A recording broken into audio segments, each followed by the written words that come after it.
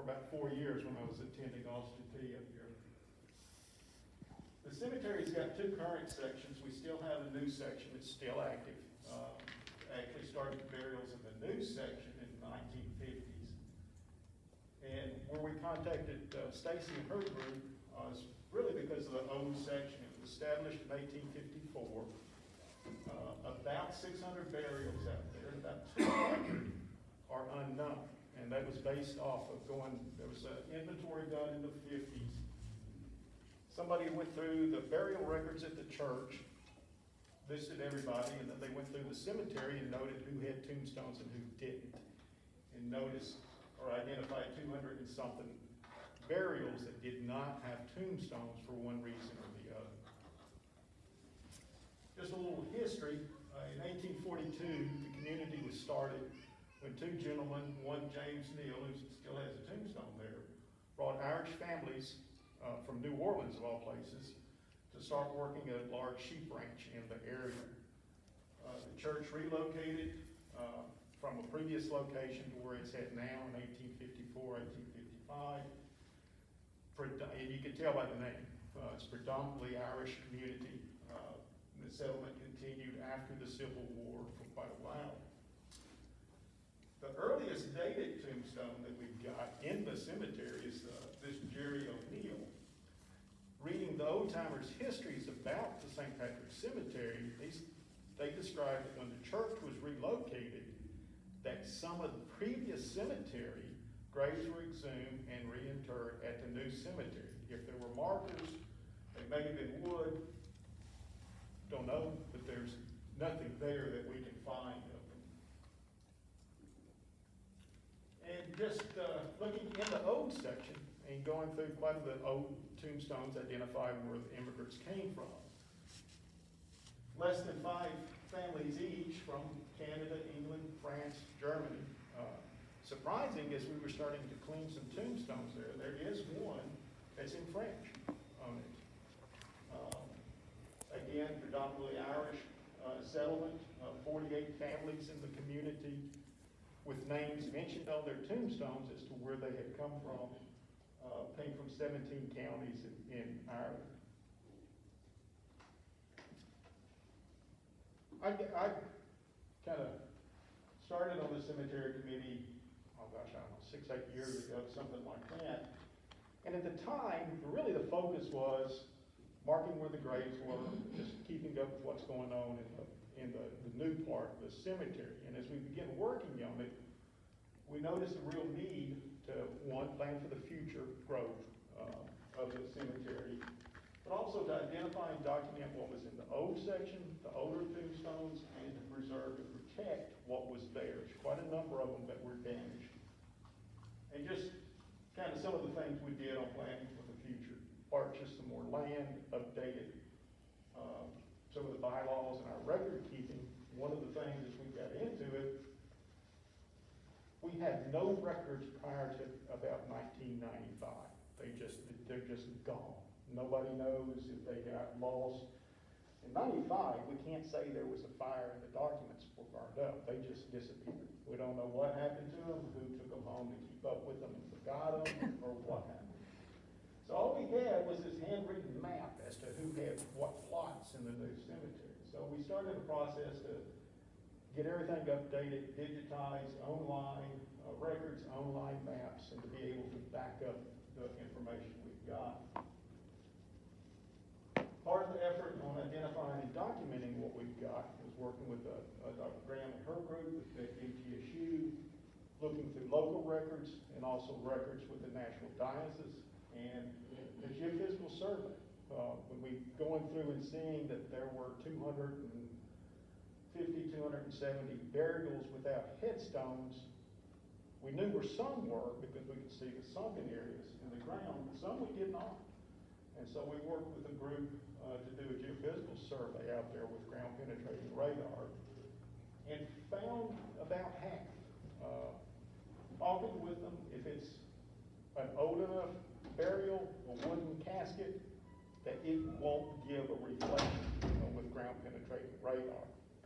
There was one area in the cemetery, he said he did not get any reflections for a burial, but tell that it was disturbed ground. Instead of seeing smooth layers in the ground, that it was broken up. And he felt like there were a lot of burials in that area, but everything had deteriorated away. On the preservation part of it, we needed to focus, I'm sorry, but we did have to focus some on vegetation removal. You do what you need to do. Yeah. And then repairing and protecting the tombstones that are out there.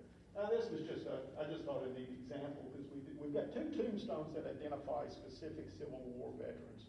One a Confederate, and then this one with a Richard Piper with the 5th West Virginia Cavalry. And he didn't pass away during the war. He actually served in Indian wars out west, and it was much later that he passed away, but had the veteran's tombstone installed. The biggest vegetation problem that we've got are what I know were planted as ornamentals, but are these blasted yuccas. The ones that are off to the side of the tombstones aren't bad, and they do flower, they look pretty. But the ones that were planted and then have since expanded and multiplied, and they're pushing the tombstones over and knocking them over. And we've had to just start taking some of those out to be able to protect the tombstones. The other vegetation remover was the lichen and moss that are on the tombstones. This is an example, and I thought I had better before pictures, but that's when the sun was in the wrong place and the tombstones were shaded. That's the front and back, and then the after picture of this J.M. Cowley tombstone. And we used the wet and forget on it. And they now advertise on their webpage that it's for tombstone cleaning. And it really was. We brushed it on, cleaned it off, and then just left it. And the more the sun hit it, the brighter and brighter it seemed to get. You had to brush it off though?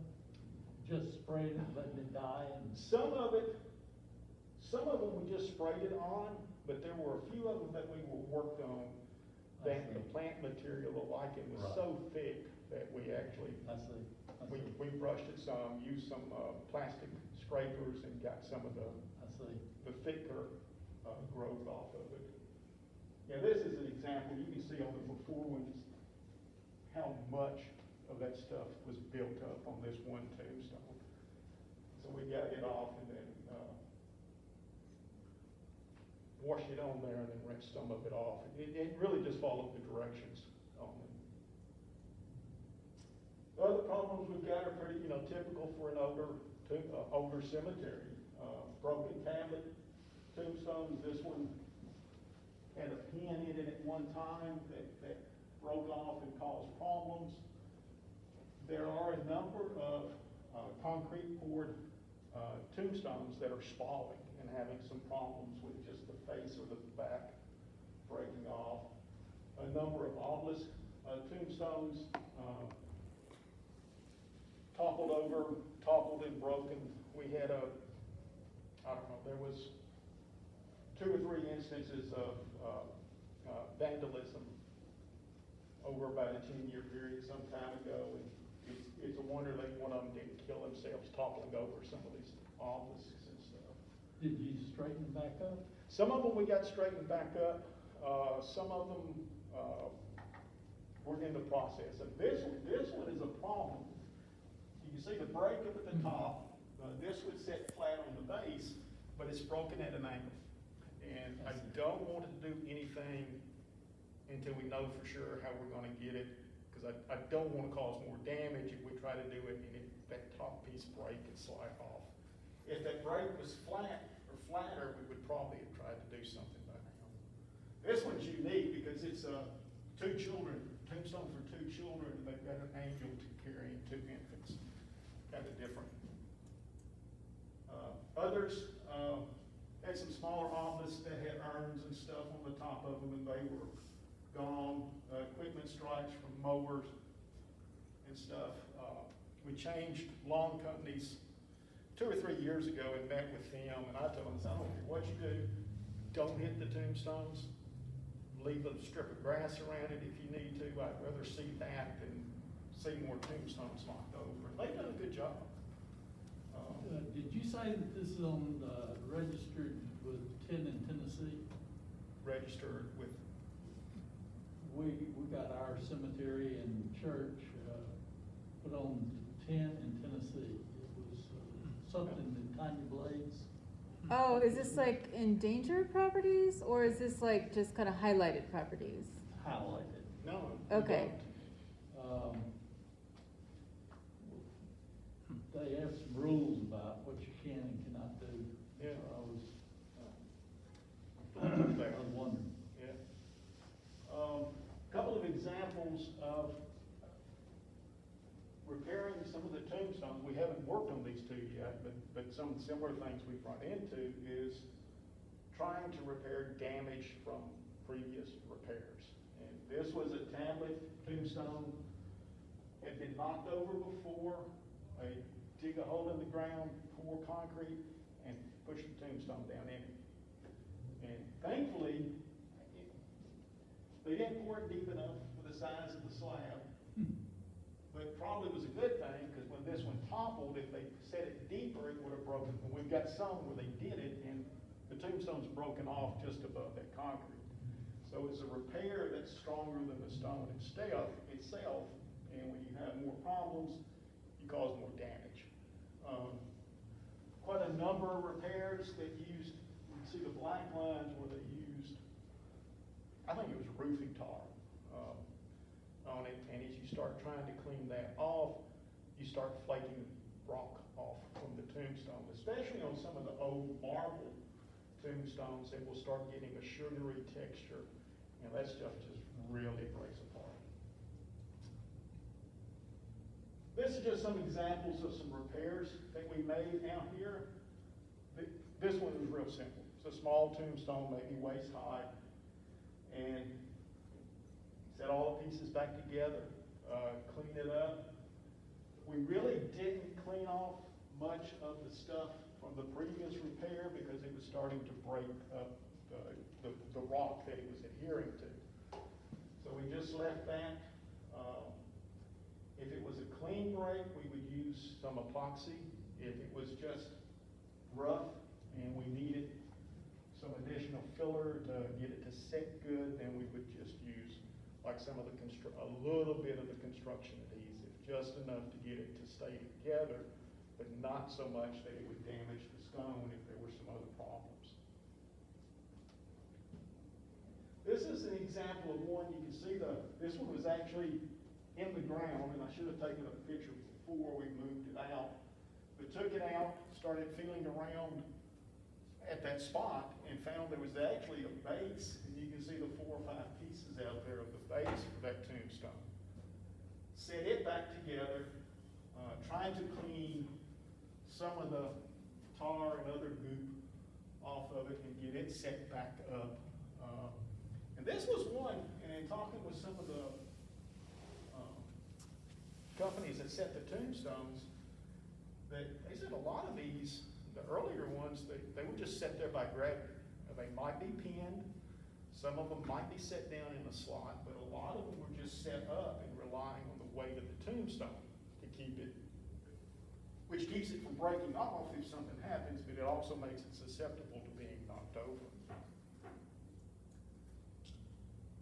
This was one, another tablet style, just laying at the surface of the ground, not broken, not covered up in vegetation. It's a wonder it hadn't been run over and broken, but it was still in good shape. We could not find the base to this one, and so we poured a new concrete base, had an oversized slot so it doesn't lock in tightly, but it's about 2 inches deep. Set the base, set the tombstone down in there with some filler around it to hold the tombstone in place, but not so tight that it would get damaged if something else happened. What kind of filler?